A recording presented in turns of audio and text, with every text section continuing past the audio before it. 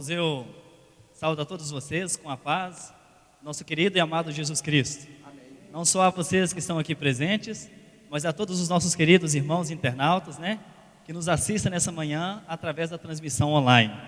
Como foi dita pelo irmão Marcos, nós iremos essa manhã falar um pouquinho sobre a fé, e mais especificamente sobre provas relacionadas à fé.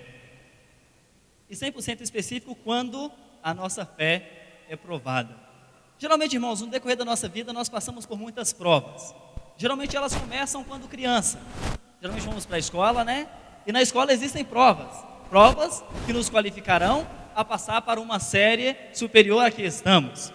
Quando nós saímos da escola, nós vamos para a faculdade. E automaticamente existem também as provas realizadas para que nós possamos nos tornar um bom profissional, alguém qualificado para o mercado.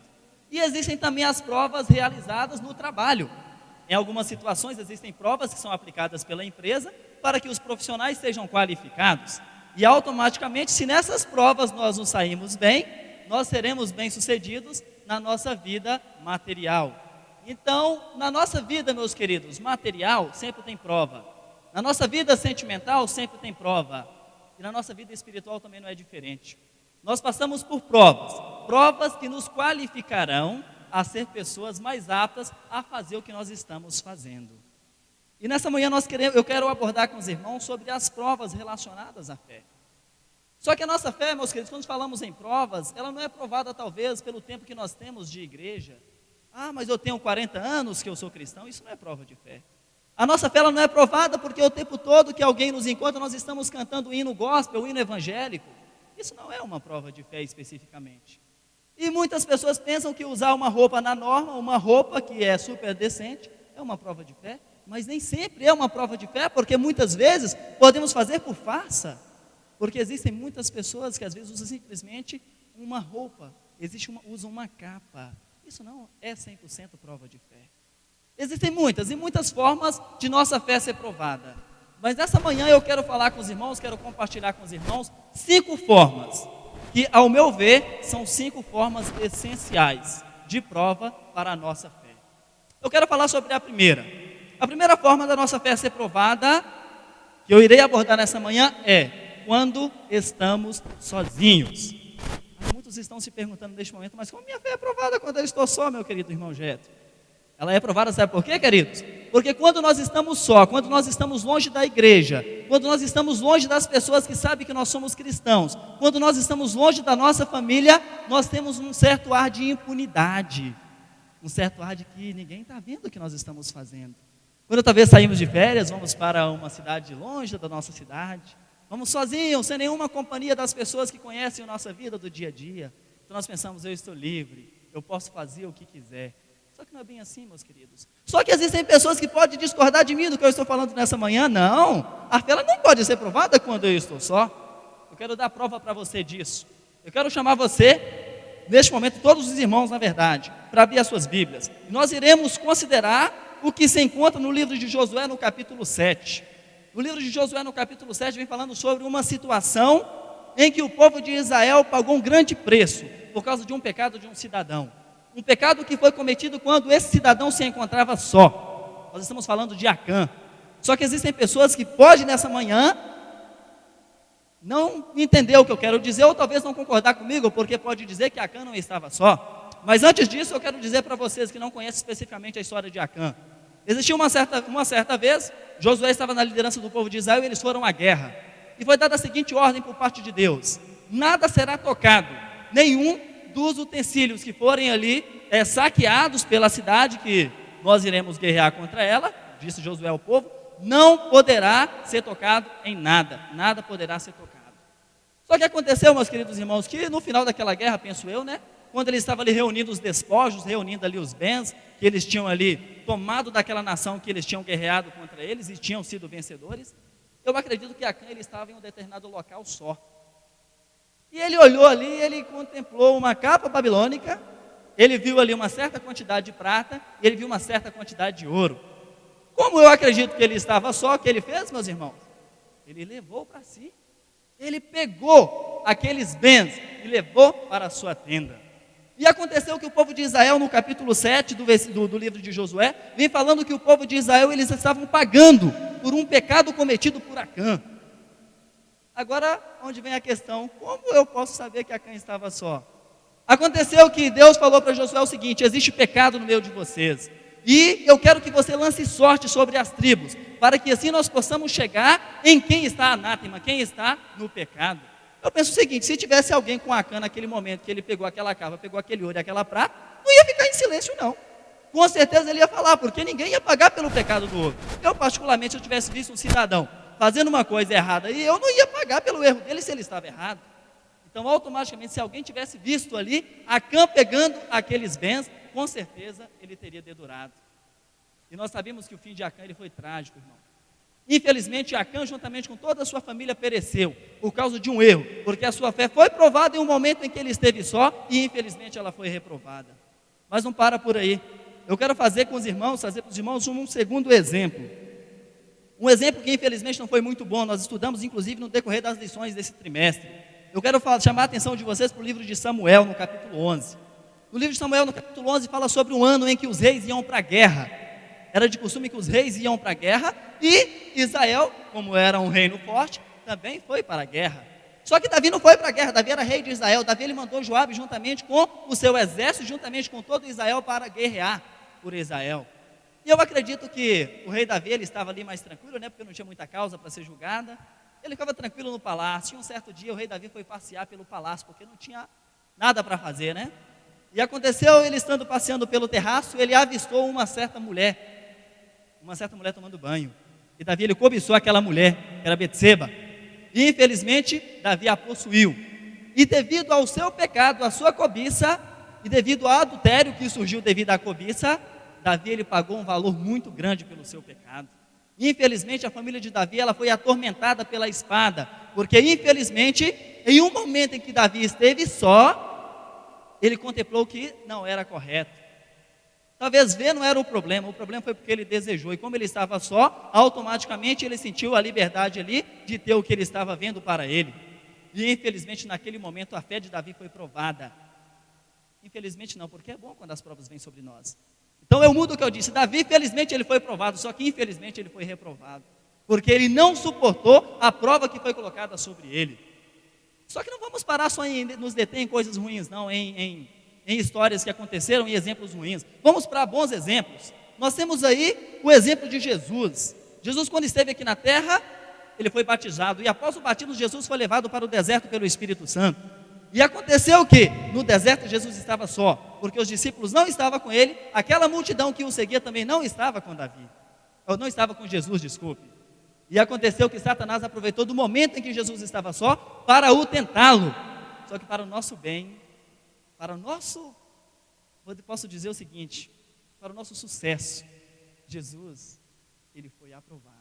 A fé de Jesus, a fé de Jesus foi provada naquele momento em que ele esteve só ali no deserto. E para o nosso bem-estar, meus queridos, Jesus, ele venceu a tentação. E hoje nós temos a oportunidade de salvação, porque Jesus, ele foi vencedor. E eu quero relatar, para passarmos para um próximo ponto, sobre um último cidadão. Nós encontramos a história dele no livro de Gênesis, no capítulo 39 especificamente. Eu estou falando sobre José. José, ele ainda quando jovem, foi vendido pelos seus irmãos para uns mercadores de escravos. E aconteceu que José, ele foi vendido no Egito para o capitão da guarda, para Potifar. E ele começou a servir ali na casa de Potifar como escravo. Só que José, Deus era com José. José era um rapaz temente a Deus. E tudo que José fazia, Deus abençoava. E ali o seu Senhor achou graça aos seus olhos e colocou José sobre toda a sua casa, podemos dizer como governante da sua casa. A Bíblia fala que Josué ele tinha um poder tão grande na casa de Potifar, que Potifar só sabia da comida que ele comia e de mais nada, porque tudo estava entregue nas mãos de José. Só que em um determinado dia José ele estava só na casa ali de Potifar. E como vem falando no capítulo 39, José ele era um rapaz de boa aparência, era de boa vista, era um rapaz bonito. E aconteceu que a mulher de Potifar, meus queridos, colocou o olho em José e deu-lhe uma baita de uma cantada, convidou para que José deitasse com ela. Só que José naquela hora, meus queridos, ele deu uma resposta muito interessante para aquela mulher. Como poderia eu, minha senhora, como poderia eu errar contra o meu Senhor que me colocou sobre governante da sua casa? Ele me colocou sobre o domínio de tudo, somente me privou a você, porque você é a sua mulher, porque você é a esposa dele. Como eu poderia errar contra o meu Senhor? E como eu poderia pecar contra o meu Deus? Essa era a maior preocupação de José, meus queridos, era pecar contra o seu Deus, era pecar contra o nosso Deus. Então naquele momento a fé de José, ela foi provada, e felizmente ela foi aprovada. Então, meus queridos, não pensem em vocês, se porventura você estiver em um determinado local, longe de tudo e longe de todos, não pense em você, que você estará longe dos olhos de Deus. Uma prova maior disso nós encontramos no livro de Provérbios, no capítulo 15 e no versículo 3, que diz o seguinte: os olhos do Senhor estão em todos os lugares, contemplando maus e bons. Para completar, nós temos ainda no livro de Lucas, no capítulo 12, no versículo 2, que diz o seguinte: não há nada escondido que não venha a ser descoberto, e há nada oculto que não venha a ser sabido. Então, que nós possamos ter a certeza que independente do local onde nós estivermos, Deus, Ele sempre estará nos vendo. Então não pense em você, e se você fizer algo longe dos olhos do seu irmão, se você fizer algo longe da igreja, que você ficará impune, porque Deus, Ele vai trazer a juízo tudo que você fizer, seja obra boa e seja obra má. Uma outra forma de nossa fé ser provada, porque primeiro, quando nós estamos só, vamos então para o segundo ponto, quando nós doamos. Um ponto bem interessante, eu li uma frase muito interessante no decorrer da semana, que fala o seguinte: o cristão ele não é conhecido pelo que ele recebe, mas sim pelo que ele doa. Ele não é conhecido pelos dons, mas sim pelos frutos. Ah, meu irmãozinho, mas eu dou, velho. Geralmente quando pede oferta na igreja eu dou, dá lá R$2. Quando dá muito, dá 5. Quando eu vejo um mendigo lá na rua pedindo esmola, eu dou uma esmolinha para ele, 10 centavos, meu irmão. Ajuda, mas a gente poderia dar mais. Mas por que muitas vezes nós não doamos, meus queridos? Porque nós não temos o amor. Porque nós precisamos amar a Deus sobre todas as coisas e ao nosso próximo como a nós mesmos. Porque a partir do momento em que nós amarmos a Deus sobre todas as coisas, nós teremos o coração bondoso para ajudar uma pessoa que precisa da nossa ajuda. O que move, o que faz com que nós ajudemos alguém que precisa da nossa ajuda é o amor. Porque se eu não tiver amor pelo meu próximo, eu nunca vou fazer algo que beneficie ele. Só que o meu próximo, meus queridos, não é só quem está aqui na igreja, não é só minha mãe, não é meu pai, não é só os irmãos da fé, não. O meu próximo irmão mencionou o irmão Marcos aqui, no momento em que pediu uma oferta, para aquele jovem que está precisando de ajuda. O meu próximo é quem está precisando da minha ajuda naquele momento. Então nós precisamos, queridos, ficar atento quando nós somos solicitados a ajudar alguém. Porque quando nós somos solicitados para fazer algo de benefício para alguém, é um sinal de que a nossa fé, ela pode estar sendo provada. Só que o amor, ele abrange mais do que isso. O amor, ele não para somente amar o meu próximo que está aqui do meu lado, que todo dia eu estou vendo, não. O amor, ele vai mais além. Sabe por que ele vai mais além? Vamos ver o que vem falando no livro de Mateus 5,44. Amai os vossos inimigos, bendizei os que vos maldizem, fazei bem aos que vos odeiam, e orai pelos que vos amaldiçoam e vos perseguem. Agora eu falo, é fácil fazer isso, meu irmão? Não é fácil não, isso é difícil. Aí eu ouvi ele falar, não, meu irmão, mas é difícil amar o meu inimigo. O meu irmão é fácil amar, é claro que é fácil. Mas amar meu inimigo não é fácil. Então o que eu vou fazer para me amar o inimigo? Peça a Deus, meus queridos, peça a Deus amor. Porque amor não é um sentimento que simplesmente aparece e enche o seu ser, não. Amor é algo cultivado. Nós precisamos cultivar a semente do amor. Porque não tem como eu amar o meu inimigo se eu não fazer esforço, se eu não me esforçar. Então nós precisamos nos esforçar para cultivar essa semente tão importante que nós precisamos cultivar em nossa vida. Mas por que é tão interessante o amor? Porque quando nós temos o amor, nós estamos aptos a fazer o que Deus nos pede. Porque o mandamento que inclui amar a Deus sobre todas as coisas, quando nós amamos a Deus sobre todas as coisas, nós obedecemos os seus mandamentos. E se nós obedecemos os seus mandamentos, nós estamos aptos para morar com Ele nas mansões celestiais. Mas se nós não obedecemos os seus mandamentos, meus queridos, infelizmente nós não iremos morar com Ele nas mansões celestiais. E para obedecer nós precisamos do amor. E para nós doarmos, que é o ponto onde a nossa fé é aprovada, nós precisamos também do amor. E quando nós não ajudamos, o que pode acontecer conosco? Vamos saber o que pode acontecer com a pessoa que não ajuda? Vamos lá no livro de Tiago, no capítulo 4, no versículo 17, que fala o seguinte: aquele, pois, que sabe fazer o bem e não faz, comete pecado. Então, se você pode ajudar um irmão, pode ajudar alguém que está precisando da sua ajuda, e se você não ajuda, você comete pecado. Mas só que às vezes nós negligenciamos de ajudar. Não é só uma pessoa que está longe de nós, não, é o nosso próximo, nosso irmão, às vezes na fé. Um certo irmãozinho, coitado, não tem muita condição financeira, ficou doente. Ficou doente e o médico medicou um determinado remédio que o SUS não dá, vai ter que comprar. Esse remédio ele custa R$500, o irmãozinho só tem 250. Aí sabe o que muitas vezes os irmãos coragem de falar? Ô Senhor, cura esse irmãozinho, porque se o Senhor não curar, ele vai para a glória. Nós não temos a coragem, irmãos, de enfiar a mão no bolso para ajudar alguém. Mas por quê? Porque nós não temos o amor verdadeiro em nosso ser. Porque nós não pedimos a Deus para fazer uma obra de restauração em nossa vida. Nós não pedimos a Deus para transformar o nosso coração de pedra em um coração de carne. Porque somente quando nós pedimos, Deus ele vai atuar em nossas vidas. E automaticamente o nosso coração ele será mudado. Tudo o que tem de ruim em nosso ser, quando nós pedimos a Deus para participar da nossa vida, quando nós pedimos a Deus para fazer presente em nossa vida, nós mudamos. E automaticamente nós começamos a amar o nosso próximo como a nós mesmos. E amar a Deus sobre todas as coisas. Então fiquemos atentos quando nós precisarmos ajudar alguém, quando alguém nos pediu uma ajuda. E tem um detalhe, a ajuda, ela não restringe somente a bens materiais, não. Nós podemos ajudar alguém também com um abraço, podemos ajudar alguém com um conselho, podemos ajudar alguém com uma palavra de conforto. Então uma pessoa ela é provada, a fé da pessoa ela é provada quando nós doamos, mas não somente em questões materiais, mas em muitas e muitas questões. Se nós formos falar aqui, nós vamos ficar o resto da tarde, podemos assim não dar conta de falar sobre todas as formas em que a nossa fé pode ser provada relacionada à questão do amor, à questão da doação. Então, primeira forma de nossa fé ser provada, quando estamos sós, quando nós estamos sozinhos. Segunda forma, quando nós doamos. E agora nós vamos para a terceira, que eu vou falar para vocês. Essa, pelo menos eu penso, é uma das mais difíceis. Sabe quando é que a nossa fé é provada? O terceiro ponto? Quando tudo vai bem. Meu irmão, porque quando o negócio vai mal, o irmão jejua, o irmão ora, o irmão vai na igreja, o irmão lê a Bíblia, porque o bicho está pegando.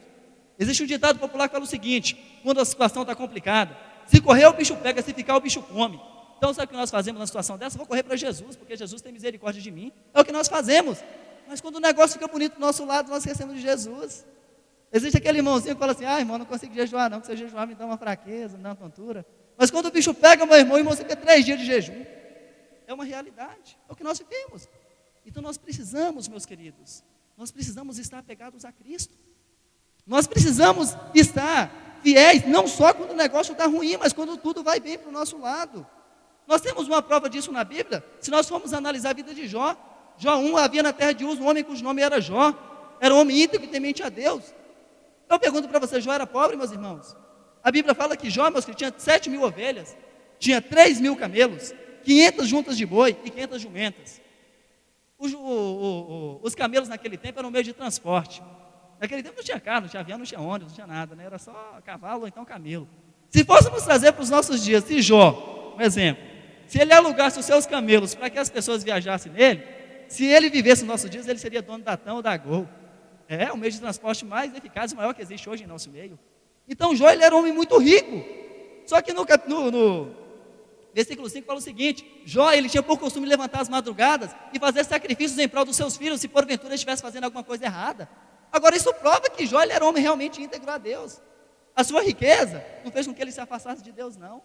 Ele era rico, ele tinha condições, mas ele estava sempre diante de Deus. Essa é uma grande realidade. Na atualidade, hoje, no governo de Dilma, foi criada uma modalidade muito interessante para nós que temos uma renda mais baixa, chamada de microempreendedor individual.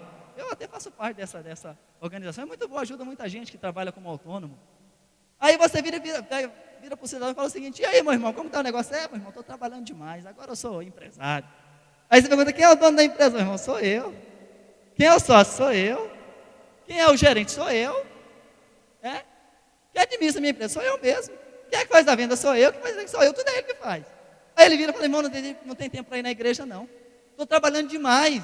Isso porque eu tenho uma microempresa. Imagina se fosse um empresário de sucesso, meu irmão. Não viria nem na igreja. Não viria, não.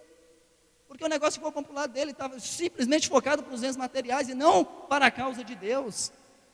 Eu quero usar um exemplo muito interessante, que é o exemplo de Daniel. Daniel, ele foi posto como governador ali da província babilônica, quando ele interpretou ali o sonho do rei da Nabucodonosor. Agora eu pergunto: o trabalho de um governador é um trabalho fácil, meus queridos? Tem que trabalhar pouco ou tem que trabalhar muito? Agora eu pergunto para vocês, Daniel, quando ele se tornou governador, ele deixou de ser fiel a Deus? Ele deixou de orar a Deus? A Bíblia fala que Daniel ele orava 3 vezes ao dia. Se fosse trazer para os nossos dias, a gente usar desculpa, não, eu não tenho tempo para orar não, porque eu tenho que trabalhar demais, eu sou governador de uma província. Mas Daniel ele não pensou assim, porque Daniel ele era fiel a Deus, mesmo quando as coisas estavam boas para o lado dele, mesmo quando tudo ia bem. Então a fé de Daniel, ela foi provada nessa situação, e foi aprovada. Nós temos também um exemplo muito interessante sobre Davi. Agora vamos esquecer da parte ruim de Davi, onde ele vamos falar para as partes boas. Davi ele era rei de uma nação muito grande. Agora, como que é o trabalho de um rei? É muito serviço, meus irmãos. E aí, sem contar que o reino de Davi foi um reino de guerras, ele tinha que se preocupar o tempo todo de como treinar os seus exércitos, de como ser vitorioso nas guerras. Agora eu pergunto, será que Davi, ele deixou de servir a Deus? Obrigado, irmão. Ele deixou de servir a Deus porque ele tinha muito serviço? Não. Eu quero convidar vocês a abrir a palavra de Deus no livro de Salmos, capítulo 27, e no versículo 4, vamos ver o que fala lá? 27, versículo 4. Uma coisa pedi ao Senhor, e a buscarei, que eu possa morar na casa do Senhor todos os dias da minha vida. Irmãos, Davi ele procurava fazer a vontade de Deus, era um anseio do seu coração, estar sempre diante de Deus. Por quê? Porque ele tinha um tempo para Deus. Ele fazia o que Deus agradava, mesmo quando tudo ia bem para ele, mesmo quando ele tinha muito dinheiro, mesmo quando ele tinha poder, quando ele tinha glória. Ele era um homem fiel a Deus. Continua ainda, no Salmo 34, versículo 1. Louvarei ao Senhor em todo o tempo, o seu louvor será continuamente em minha boca. É a realidade. Davi o tempo todo ele procurava louvar a Deus, até por isso nós vemos na Bíblia a quantidade de salmos que Davi fez, porque ele era um homem que ele tinha tempo para Deus. Ele foi um homem provado nessa situação agora e ele foi aprovado. Aí às vezes o irmão reclama, meu irmão, mas o negócio não está melhorando do meu lado não, cada dia que passa, o dinheiro some, está ficando pior, eu fico mais apertado. Mas sabe por quê, meus irmãos, que Deus muitas vezes não permite que nós passamos de ganhar 1.000 para ganhar 10.000? Porque Ele sabe que o dia que Ele dá para a gente um salário muito interessante, vamos virar as costas para Ele. Como Ele é misericordioso, Ele quer que nós alcancemos a salvação, Ele nos priva de bens materiais, para evitar que a nossa fé seja aprovada e seja reprovada. Então, meus queridos, se porventura nessa manhã tem alguém aqui que o negócio está bem para o lado dele, que está entrando dinheiro, não vira as costas para Deus não, tira um tempinho para Deus. Você que às vezes está focado nos estudos, tem a vontade de ser um bom profissional, coloque Deus em primeiro lugar, porque se Deus ele estiver em primeiro lugar, tudo vai bem. Então, primeiro, quando nossa fé é aprovada, quando nós estamos sós. Segundo, quando nós doamos. Terceiro, quando tudo vai bem. Agora vamos ao quarto, vamos saber então como a nossa fé é aprovada. No quarto ponto aqui, que eu vou mencionar, quando o nosso testemunho é verdadeiro. Essa é uma parte que gera até reflexão. Ó. Filipenses 4:9 fala o seguinte: ponham em prática tudo o que vocês aprenderam, receberam, ouviram e viram em mim, e Deus da paz estará com vocês. Paulo usou essas palavras, irmãos. Agora, será que nós teríamos a coragem de usar as palavras dessa? Ô meu irmão, faz tudo que você está vendo que eu faço, tudo que eu falo. Será? Aqui na igreja pode até ser, na igreja todo mundo fica santo, né? Bota o terno, a Bíblia debaixo do braço, aí todo mundo fica bem. Mas vai ver em casa, vai ver com a esposa, vai ver com o filho, vai ver com a família, vai ver com os amigos, vai ver com o empregado, como que essa pessoa é realmente em casa. Como está sendo o nosso testemunho. A nossa fé é aprovada nessa situação, meus queridos irmãos.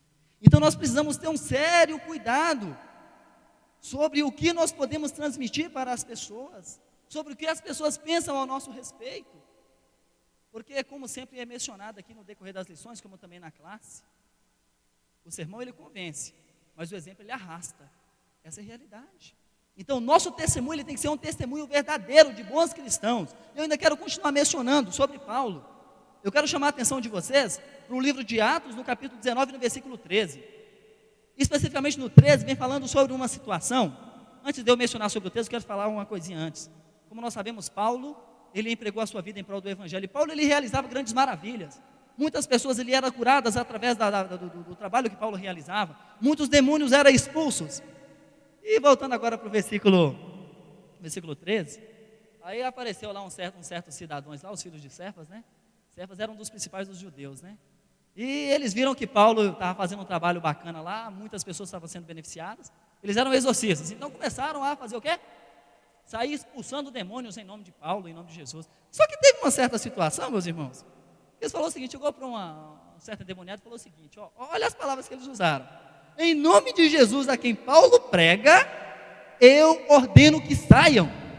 Em nome de Jesus a quem Paulo prega. Sabe o que foi que o demônio respondeu para essas pessoas, para esses jovens? Jesus nós conhecemos.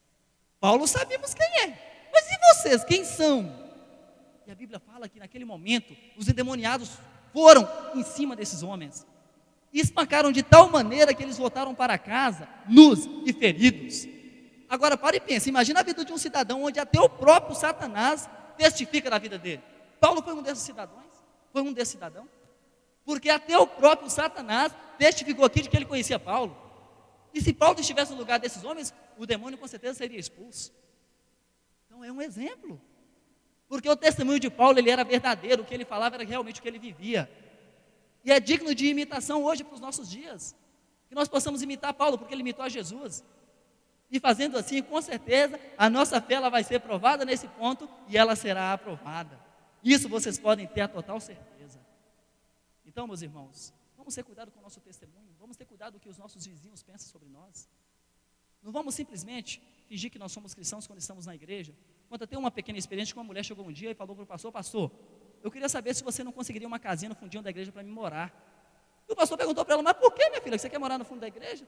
Mas pastor, meu marido na igreja fica tão bonzinho, ele fica tão santo. Mas em casa não é nada do que ele parece ser na igreja. E essa é a realidade que nós vivemos muitas vezes, irmãos. Somos cristãos somente na igreja. E o nosso testemunho, muitas vezes, ele envergonha a palavra de Deus. Então nós precisamos ter cuidado, porque o nosso testemunho, ele tem que ser verdadeiro. E agora, quinto ponto, para nós finalizarmos. Quando priorizamos o reino de Deus. A nossa vida ela é composta por escala de valores, eu poderia dizer assim. Existem aquelas coisas que nós priorizamos, que fica geralmente no topo dessa escala. Existem aquelas coisas medianas, que ficam no meio, que é mais ou menos. E tem aquelas coisas que não têm nenhum menor valor para nós.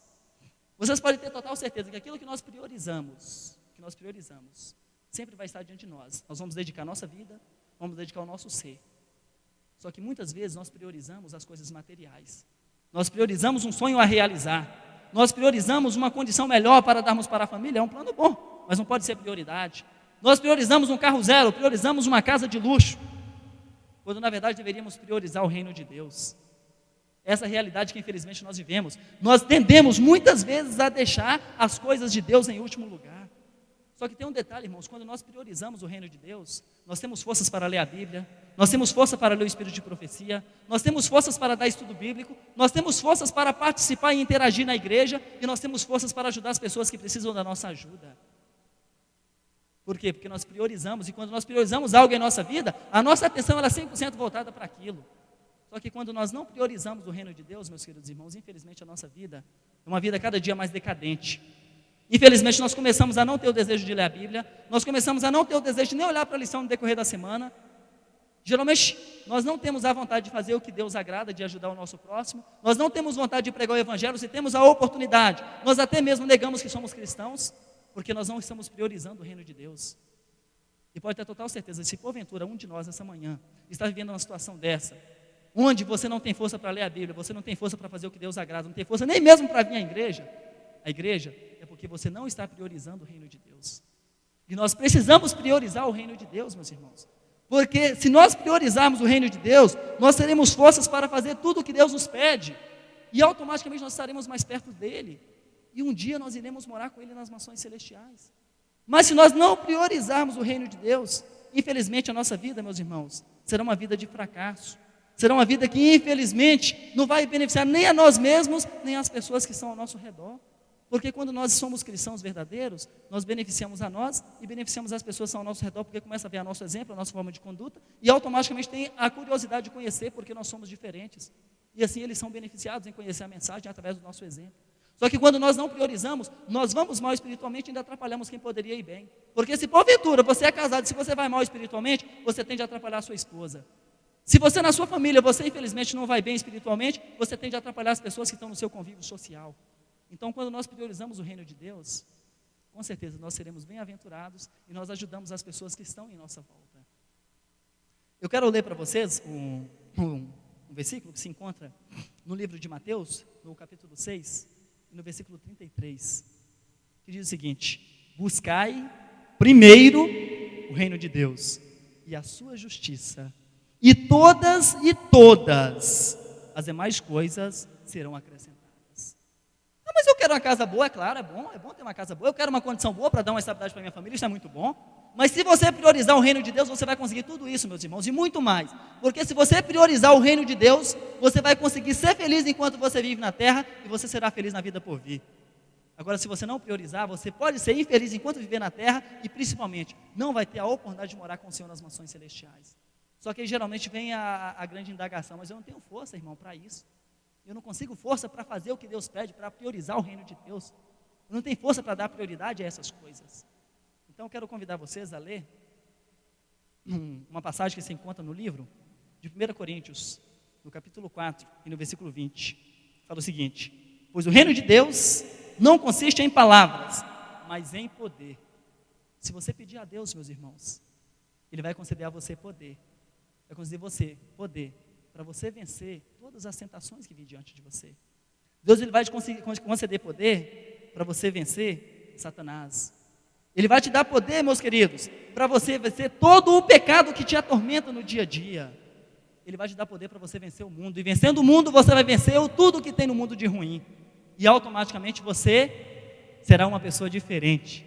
Você será uma pessoa que, quando a prova da sua fé vier, você será aprovado. Você será uma pessoa que, quando você estiver só, pode vir quantas provas quiser, que você vai ser inabalável. Você será uma pessoa que você terá amor suficiente para ajudar o seu próximo, você vai doar quando necessário for. Você será uma pessoa que vai estar fiel quando tudo estiver bem para o seu lado. Você será uma pessoa que dará um testemunho verdadeiro. E você será uma pessoa que priorizará o reino de Deus. Esse é meu desejo, meus irmãos, nessa manhã para mim.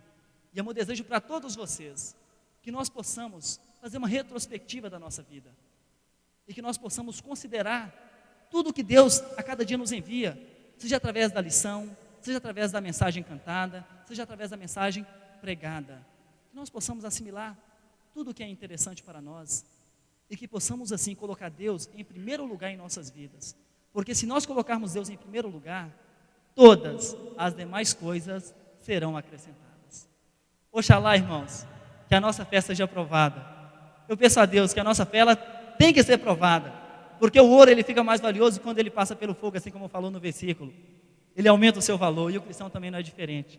Quando a nossa fé é aprovada, e ela é aprovada, ela se torna uma fé inabalável. Uma fé suficiente para fazer obras. E uma fé suficiente para nos tornar pessoas diferentes. Para um dia morar com o Senhor nas mansões celestiais. Que Deus nos abençoe para isso. Amém.